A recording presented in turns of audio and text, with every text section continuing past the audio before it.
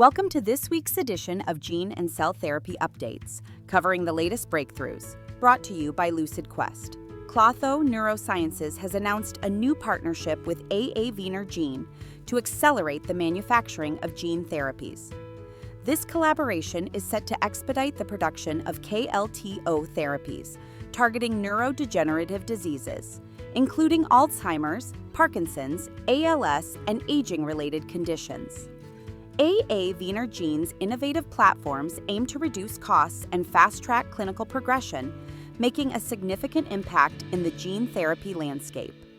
In other news, Sarepta Therapeutics has rejected the FDA's request to halt shipments of its Elevidys treatment, despite safety concerns linked to similar therapies. The FDA's heightened scrutiny over Elevidys comes following reports of patient deaths, which has led to a 36% drop in Sarepta's stock. Elevidys approval remains at risk as regulatory challenges continue to mount for the company. Dispatch Bio has secured $216 million in funding to advance its CAR T-cell immunotherapy for solid tumors.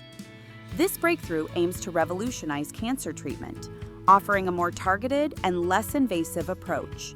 The company plans to initiate clinical trials in the near future as it prepares for FDA approval.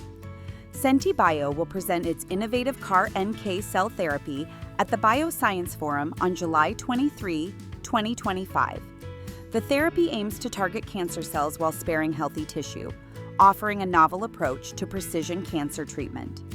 The presentation is expected to highlight the potential of CAR-NK cells in advancing cancer therapy.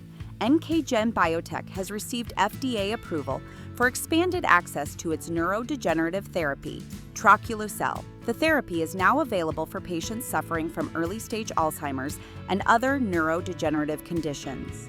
While financial hurdles remain, NKGen is optimistic about the positive impact this therapy will have on patients.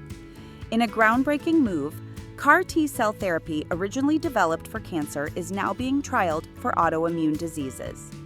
Early-stage results suggest that patients with lupus and scleroderma could benefit from an immunological reset, offering hope for new treatments in the autoimmune space. The UK is leading the way with a pioneering initiative to allow bedside production of personalized therapies in hospitals. This move could significantly reduce waiting times for treatments, particularly for cancer patients requiring CAR T therapy, and set a global precedent for patient-specific treatments.